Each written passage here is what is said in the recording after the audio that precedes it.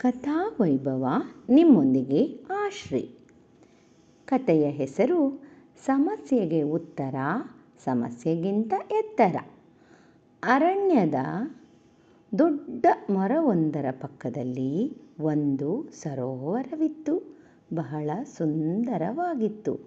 ಸರೋವರದಲ್ಲಿ ಒಂದು ಮುದಿ ಮೊಸಳೆ ಇತ್ತು. 100 ಕಪ್ಪೆಗಳಿದ್ದವು. ಮರದ ಮೇಲೊಂದು ಮುದಿಗೂಬೆ ಕುಳಿತಿರುತ್ತಿತ್ತು. ಅದು ದಿನವಿಡೀ ಸರೋವರದಲ್ಲಿ ನಡೆಯುವುದನ್ನು ಎಲ್ಲವನ್ನೂ ಗಮನಿಸುತ್ತಿತ್ತು. ವಯಸ್ಸಾಗಿದ್ದ ಮೊಸಳೆಯು ಪ್ರತಿದಿನ ಸರೋವರದಲ್ಲಿದ್ದ ಕಪ್ಪೆಗಳಲ್ಲಿ ಒಂದೆರಡನ್ನು ತಿಂದು ಹೊಟ್ಟೆ ತುಂಬಿಸಿಕೊಳ್ಳುತ್ತಿತ್ತು. ಸರೋವರದಲ್ಲಿ 100 ಕಪ್ಪೆಗಳಿದ್ದರೂ ಮೊಸಳೆಯಿಂದಾಗಿ ಅವುಗಳ ಸಂಖ್ಯೆ ಕಡಿಮೆಯಾಗುತ್ತಾ ಬಂದು ಕೊನೆಗೊಂದು ದಿನ ಒಂದೇ ಒಂದು ಮುದಿ ಕಪ್ಪೆ ಉಳಿದುಕೊಂಡಿತ್ತು.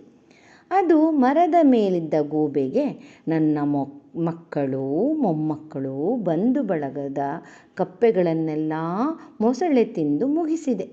ಆಗ ನನಗೆ ಅಳು ಬರಲಿಲ್ಲ. ಈಗ ಉಳಿದಿರುವ ನನ್ನನ್ನೂ ಮೊಸಳೆ ನಾಳೆ ತಿಂದು ಹಾಕುತ್ತದೆ. ನನಗೀಗ ಅಳು ಬರುತ್ತಿದೆ. ನಾನೇನು ಮಾಡಲಿ ಎಂದು ಗೋಳಾಡಿತು. ಮುದಿಗೂಬೆ ಗಂಭೀರವಾಗಿ, ನೀನು ಸರೋವರದಲ್ಲೇ ಇದ್ದರೆ ಮೊಸಳೆ ನಿನ್ನನ್ನು ತಿನ್ನುತ್ತದೆ. ನೀನು ಈ ಮರದ ಕೊಂಬೆಯ ಮೇಲೆ ಹಾರಿ ಕುಳಿತುಕೋ. ಮೊಸಳೆಯು ಮರವನ್ನು ಏರಲಾರದು. ನೀನು ಬದುಕಿಕೊಳ್ಳುತ್ತೀಯ ಎಂದಿತು.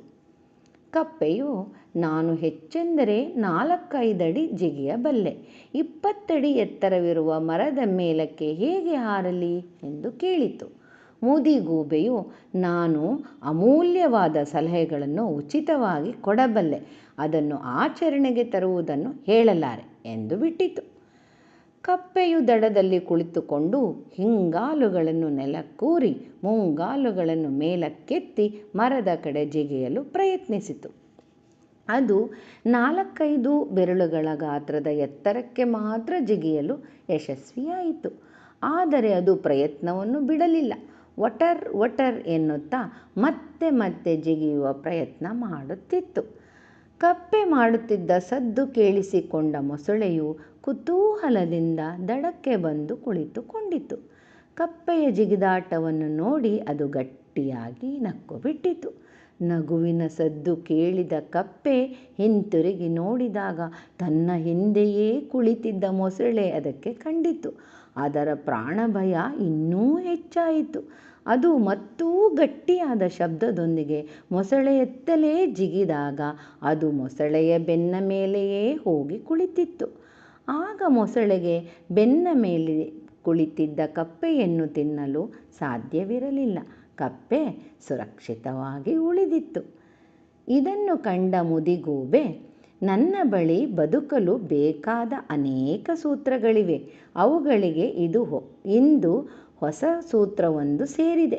ಅದೇನೆಂದರೆ, ಸಮಸ್ಯೆಯಿಂದ ಪಾರಾಗಬೇಕಾದರೆ ಸಮಸ್ಯೆಗಿಂತ ಎತ್ತರಕ್ಕೆ ಜಿಗಿಯಬೇಕು, ಸಮಸ್ಯೆಯ ಮೇಲೆಯೇ ಹೋಗಿ ಕುಳಿತುಕೊಳ್ಳಬೇಕು ಎಂದು ಗಟ್ಟಿಯಾಗಿ ಹೇಳಿತಂತೆ. ಉಚಿತವಾಗಿ ಸಲಹೆ ಕೊಡುವವರೆಲ್ಲ ಆಚರಣೆಗೆ ತರುವ ಮಾರ್ಗಗಳನ್ನು ತಿಳಿಸುವುದಿಲ್ಲ. ಸಮಸ್ಯೆ ಎದುರಾದಾಗ ಹೆದರಿ ಮುದುಡಿ ಕುಳಿತುಕೊಳ್ಳಬಾರದು. ಸಮಸ್ಯೆಯಿಂದ ಪಾರಾಗುವ ಪ್ರಯತ್ನವನ್ನು ಬಿಡಬಾರದು ಮತ್ತು ಸಮಸ್ಯೆಗಿಂತಲೂ ಎತ್ತರವಾಗಿ ಬೆಳೆಯಬೇಕು. ಸಾಧ್ಯವಾದರೆ ಸಮಸ್ಯೆಯ ತಲೆ ಮೇಲೆಯೇ ಹೋಗಿ ಕುಳಿತುಕೊಳ್ಳಬೇಕು.